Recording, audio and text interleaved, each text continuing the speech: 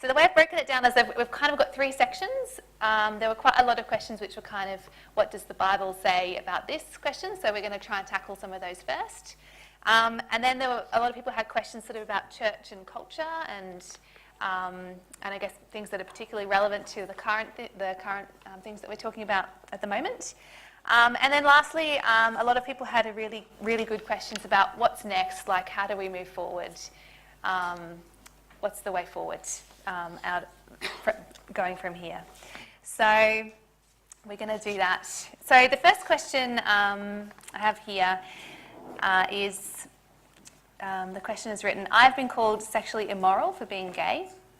Does the Bible support or contradict this? And I guess this is a big question. Who would like to have a crack at that one? I can start.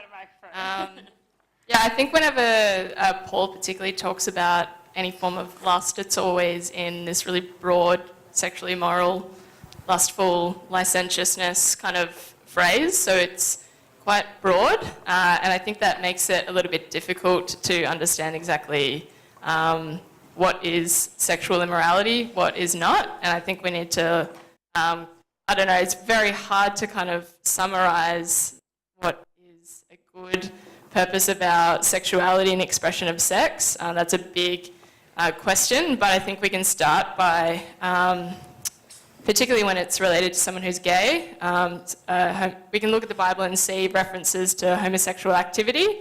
And I think that there are really good explanations. I'm just going to refer to others who have done it a lot better than I have, rather than kind of go through it. But I think there are a lot of really good kind of explanations as to what specifically those phrases we're talking about. Like there's a lot of scholarship and theologians, I'm not very technically qualified, but who have just kind of explained the way that the context in which those relationships were, and then how do we apply that today. I think that's a really kind of small part of it. I think we also need to look at the purpose of our sexuality, why we created the way that we are to want to be intimate with other people. And I think it's really cool that the Hebrew word yada, to know, is like the same word used for sexual intercourse in the Bible as it is to know God.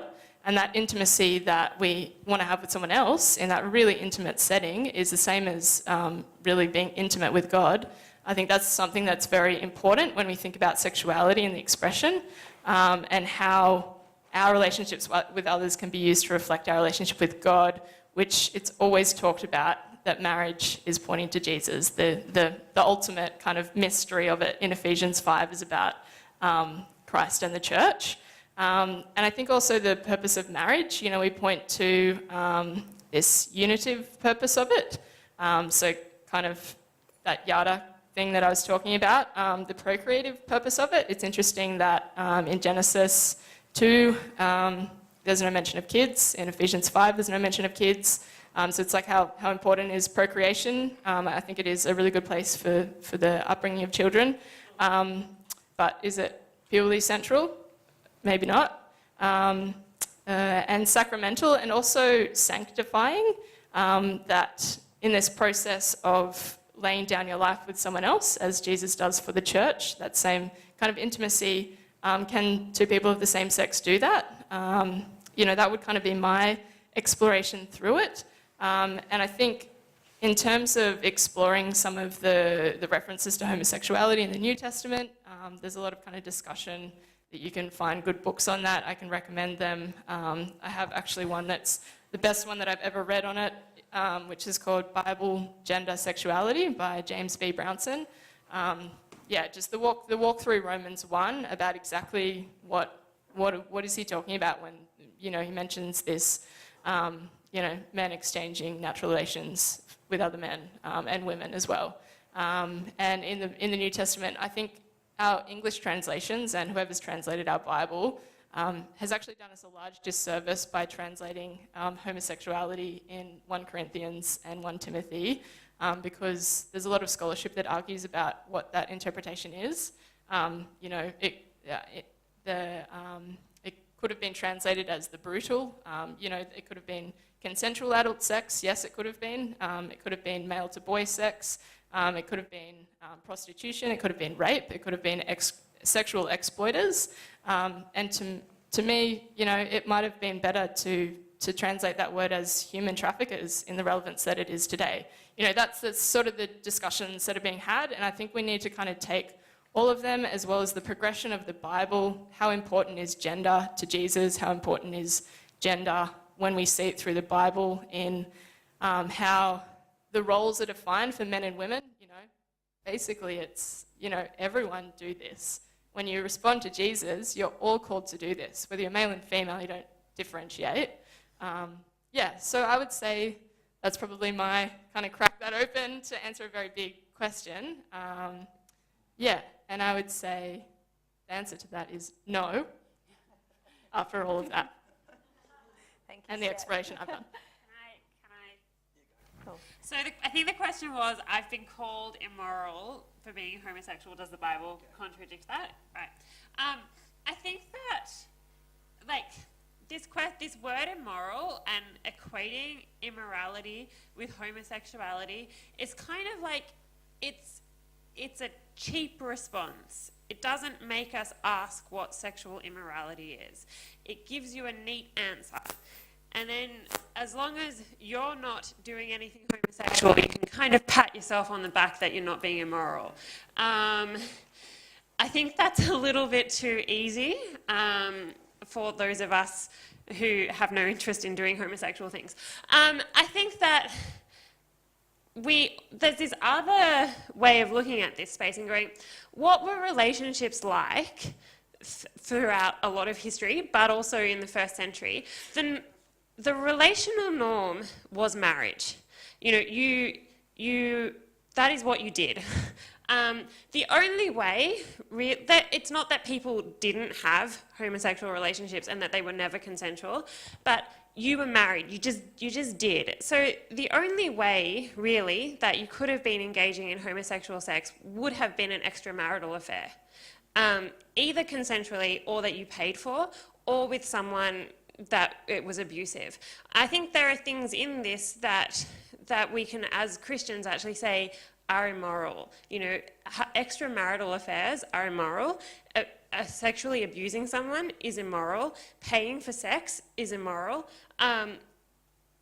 Those things, when they're done as a kind of homosexual sex act, are immoral. They're also immoral, though, when they're done as heterosexual sex acts. So it's not, I would want to say it's probably not the sexed bodies of the people having the sex that makes it immoral, but the context in which it's happening. And if the only context in which people are having homosexual sex is an abusive one, it's immoral. But that's not the only way to have... Homosexual sex is such an awkward term, right? It's a stupid term. But you know what I mean. I think that there are ways of being moral, there are ways of being immoral, there are ways of being ethical, there are ways of responding to humans around us in ethically supportive ways. And I think that maybe we need to do a little bit more hard work in asking ourselves what a moral or immoral sex act is. Can I say, before Carol wants to say something as well, that there's confusion, of course, in the use of homosexual. The word homosexual was only coined in the 1800s. And even the idea of gay, of course, is in referring to those who are homosexual, is even more recent. The confusion is that people talk about gay sex. Now, is gay sex what a gay person does when they have sex? Or is gay sex what a heterosexual person does when they have sex with the person of their own gender? There's confusion around that. And I hear the question as asking, if I'm gay, if I've been born gay, if I experience these profound and fixed and invariable and permanent attractions, which Steph spoke about earlier, I'm immoral simply because I have this disposition. So one of the things that our contemporary understandings have brought into this equation is this idea of being gay. And if we were to say to be gay is to be immoral, is to say, how could that possibly be the case? And I agree with Steph. The translation of 1 Corinthians 6:9 is very irresponsible if it uses the word homosexual with its ambiguity around state and action. The Bible doesn't talk about gayness at all. The Bible has nothing to say about gayness as a disposition, has nothing to say. It has some things to say about immorality and about behaviour, but nothing at all to say about the disposition. And so we need to be very clear of those two things and say, that's all I wanted to say. Carol's got something to add. Well, I feel like you've all said really amazing stuff. And I'm assuming that we're not going to get into the hardcore exegesis. I mean, if maybe some people thought we would whip out our Greek New Testaments here, but that's not reasonable in this time and space.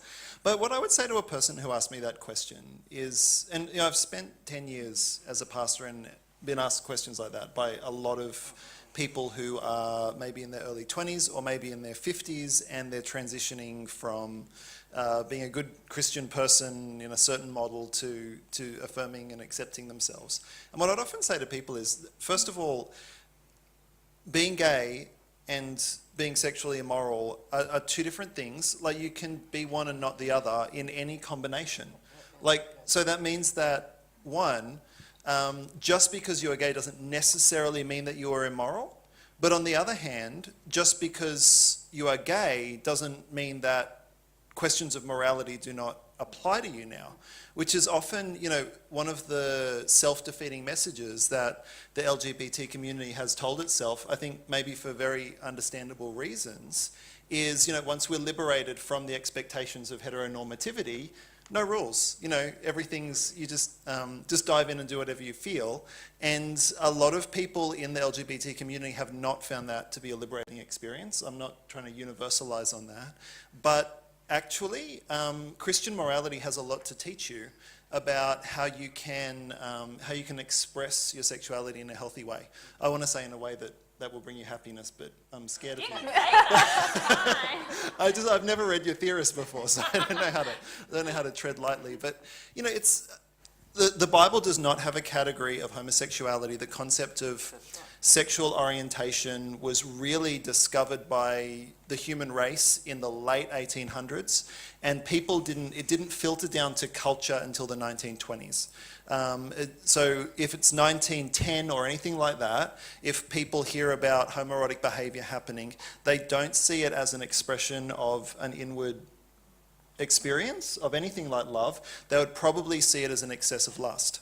And so therefore, we have a tradition of scripture and millennia of Christian theologians who condemned what they saw as an excess of lust, or possibly a kind of a dominance behaviour, kind of like an alpha male, or an aristocratic male making their inferior person into a woman by treating them as such. All of that was condemned by the Bible and the church, and rightly so, and I condemn it as well.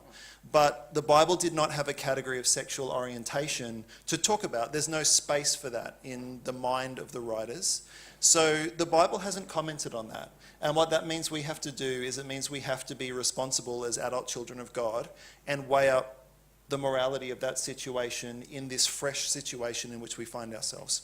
And we do that by reading, reflecting on the scripture and thousands of years of tradition. And we also do that in consultation with the best medicine and psychiatry that we have, which says that homosexuality is not harmful and it's not pathological.